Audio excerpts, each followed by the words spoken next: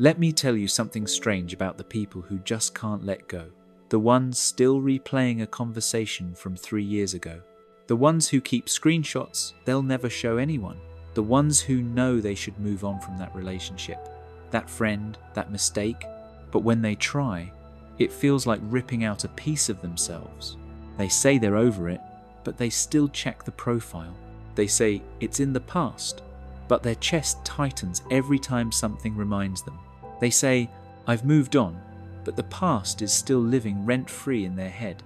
On the outside, it looks like stubbornness. On the inside, it's almost always something deeper. This is the psychology of people who don't let go.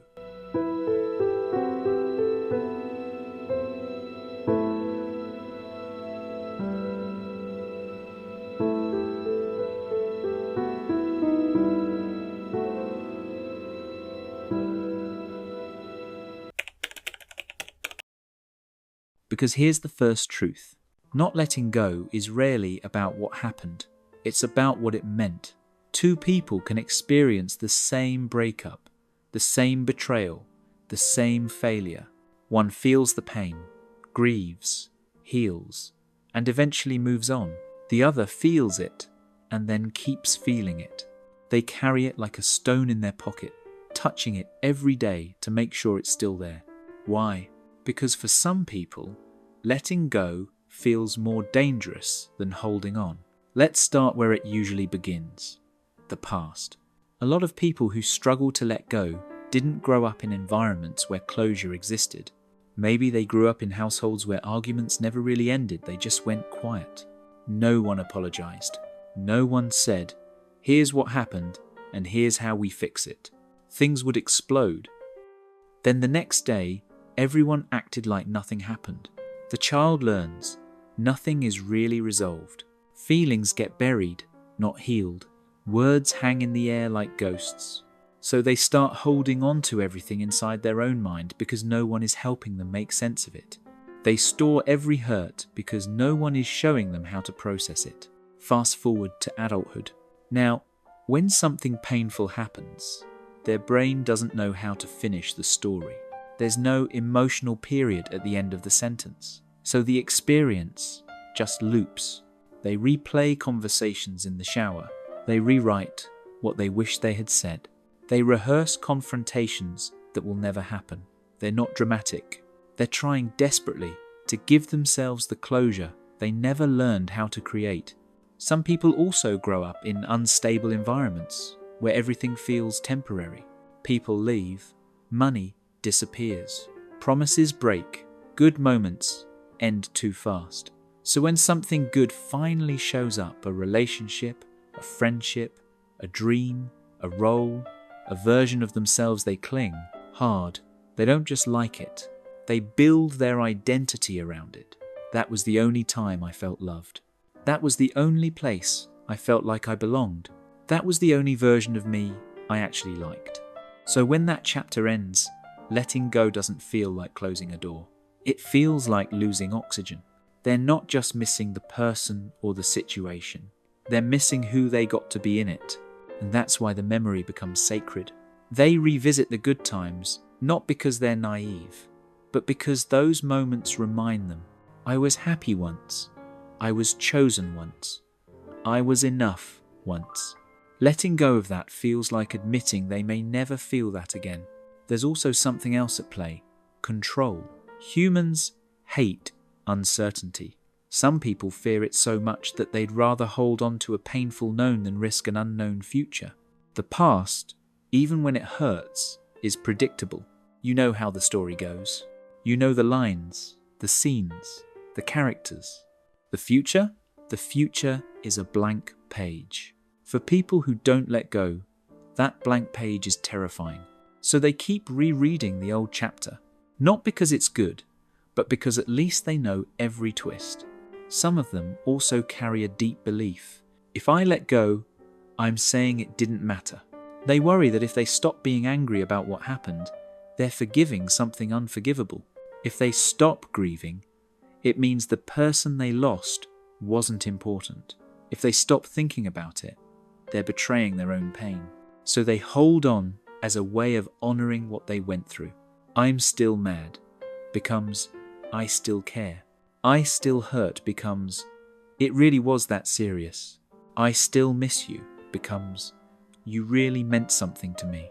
In their mind, letting go feels like minimizing the weight of the experience. They don't realize you can release the grip and still respect what it meant. And then there's guilt. Some people don't let go because they blame themselves for what happened. The relationship ended, and even if the other person hurt them, they think, what if I had done more? What if I hadn't said that? What if I had been better, kinder, calmer, smarter, more lovable? They cling to the past because they're trying to fix it in their imagination. They replay it so many times, hoping that this time, in their mind, they'll make the right move. They'll say the right thing. They'll choose differently. Deep down, they're trying to rewrite history so that the outcome hurts less. But you can't rewrite what already happened. You can only keep wounding yourself with alternate versions. The brain doesn't really know the difference between something you're actively worrying about and something that's happening right now. So every replay isn't just a memory, it's a fresh bruise. And then we have something called rumination. Rumination is when your mind keeps going over the same thoughts again and again like a washing machine stuck on spin cycle. People who don't let go are often expert ruminators. They think they're analysing the past, but often they're just circling it. What did it mean when they said that? Why didn't they fight for me? Why did I trust them? How did I let this happen? It feels productive in the moment, like they're solving something, but there's no solution. Just self-blame, what-ifs, and imaginary trials where they prosecute themselves or the other person over and over. Underneath all of this is usually one core fear. If I let this go, who am I without it? You'd be surprised how much of someone's identity can quietly get built around their wounds. I'm the one who got cheated on. I'm the one who got abandoned. I'm the one who always gets overlooked. I'm the one who messed everything up. Pain can start to feel like home, not because it's comfortable, but because it's familiar. If you've been seeing yourself through the same story for years, letting go of it isn't just about moving on. It's mated. It's about rewriting who you believe you are. That's not a small thing. That's terrifying to the brain. The brain likes patterns. Even if the pattern is miserable, it's predictable. Letting go means stepping into a new narrative where you're no longer the victim, or the martyr, or the disaster, or the one that someone left. And if you're not that anymore, then who are you? Then there's attachment. People who don't let go often have very strong emotional attachments, not just to people, but to ideas, moments, or fantasies. Sometimes they're not clinging to what was, they're clinging to what could have been. The relationship didn't just end. It took future versions with it. The life you pictured with them. The conversations you never got to have. The milestones that will now happen with someone else or not at all. You're not just grieving reality. You're grieving the alternate universe in your head where it all worked out. Letting go means letting that universe die. And that hurts in a very specific, invisible way. No one can see that version except you, so no one fully understands what you're letting go of. It's easy for others to say, just move on. They don't realize you're not just dropping one person or event, you're burying an entire imagined life. There's also the sunk cost effect.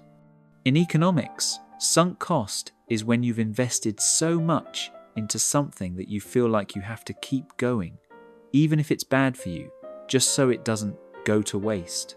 Emotionally, people do this too. I gave them years of my life. I put everything into that job. I changed myself for this person. End quote. I sacrificed so much for that dream. Letting go feels like admitting all of that was for nothing.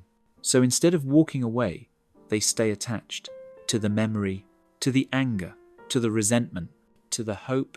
They tell themselves, there must be a reason I went through this. It has to pay off somehow. And sometimes that payoff becomes the bitterness itself. Holding on to the hurt becomes the proof that it mattered, so they clutch it tighter. But here's something most people never realize. Not letting go feels like protection, but slowly it becomes a prison. At first, holding on to the memory feels like staying safe. If I remember how bad it hurt, I won't make that mistake again. If I replay the betrayal, I'll never let anyone hurt me like that. If I remind myself how stupid I felt, I'll be more careful. The intention is self-defense. The problem is, the brain doesn't just protect you from the past. It starts protecting you from the future, too. You don't just avoid them. You avoid people like them. Then you avoid situations that vaguely remind you of them. Then you avoid anything that could bring you that vulnerable, open, hopeful feeling again. Because that was the feeling you had right before you were hurt. So now, even good opportunities feel suspicious. Even healthy love feels unsafe. Even new chances feel like traps. Your heart says, I want to heal. Your brain says, I refuse to forget. So you stay stuck between the two, longing for peace, but gripping the knife. If you've ever loved someone who couldn't let go, you know how heavy it feels. You watch them talk about the same person, the same situation, the same wound, year after year. You see how their eyes change when the topic comes up. You see how much it still lives in them. You might think, why can't they just move on? But from the inside, it doesn't feel like a choice. It feels like this. If I let this go, I won't know how to protect myself anymore. If I let this go, I won't know who I am. If I let this go, I might get hurt again. And sometimes, they're still waiting for an apology that will never come, waiting for someone to admit, you were right, waiting for closure, a conversation, a confession, an explanation. They hold on because they're still hoping that someday something will happen that suddenly makes all the pain make sense. That moment rarely comes. So what do you do if you're one of these people, the ones who don't let go? First, you have to understand something important. Letting go is not the same as saying it didn't matter. You're not erasing the past. You're releasing your grip on it. You're not saying it was fine. You're saying it was real, it hurt, and I'm choosing not to live there anymore. Letting go doesn't mean forgiving someone who never owned what they did. It doesn't mean pretending you weren't hurt. It doesn't mean acting like you're okay with how it went down. Letting go means you stop letting that moment be the center of your entire emotional universe. It means you stop letting them, or that memory, be the reference point for everything that comes after. And that doesn't happen all at once. You don't just wake up and decide, okay, I'm done caring, and suddenly your heart agrees. Letting go is more like loosening a fist that's been clenched for years.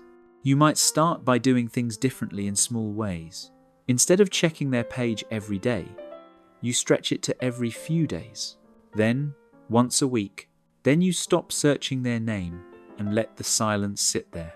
Instead of telling the same story with the same ending, you start telling a slightly different version. They hurt me, and I'm learning from it. I lost a lot, and I'm slowly rebuilding. I made mistakes, and I'm not only those mistakes. Instead of asking, why did this happen to me? Every night, you start asking, who am I becoming after this? You don't have to be grateful for the pain. You don't have to romanticize the hurt. But you can decide it doesn't get the final say on who you are. And if you care about someone who doesn't let go, here's what you need to know. You can't rush their healing timeline. Saying just move on or you're still thinking about that doesn't free them. It just adds shame on top of the weight they're already carrying. Instead of pushing them to drop it, help them carry it differently. You can say, I can see this still hurts you. You're allowed to feel that way. I'm here as you figure this out. You don't have to agree with their attachment to the past to understand it. For a lot of people, what they really need is permission. Permission to acknowledge that letting go feels scary. Permission to grieve what could have been, not just what was. Permission to say, I'm stuck, without being judged for it. Because here's the last thing people rarely talk about. Sometimes, the first step to letting go is admitting you don't know how, not pretending you're over it, not saying, I moved on, while secretly checking their profile at 2 a.m., not acting like it doesn't bother you anymore, just saying, this still has a hold on me. I don't want it to, but it does. That's not weakness. That's honesty.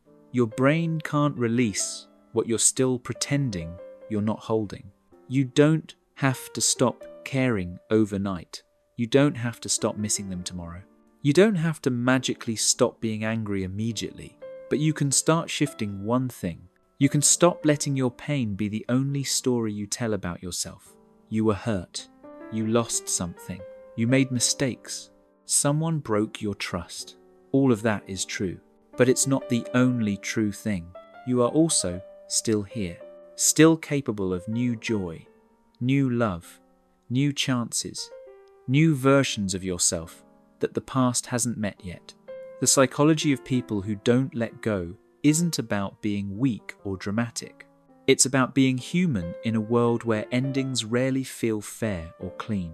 Some people cope by forgetting, some cope by distracting, and some cope by holding on too tight. If you're one of the ones who hold on, this isn't your permanent identity. You're not the person who can't move on forever. You're just someone who hasn't felt safe enough yet to loosen your grip. Maybe that safety starts when you realize this. Letting go doesn't mean dropping everything and walking away empty. It means carrying forward what you learned and leaving behind what's only hurting you now. It means honoring the chapter without refusing to write the next one. You're allowed to remember. You're allowed to care. You're allowed to still wish some things were different, but you're also allowed to look at the same story one day and say, I've carried you long enough. You shaped me, but you don't get to define me anymore. That's not forgetting. That's freedom.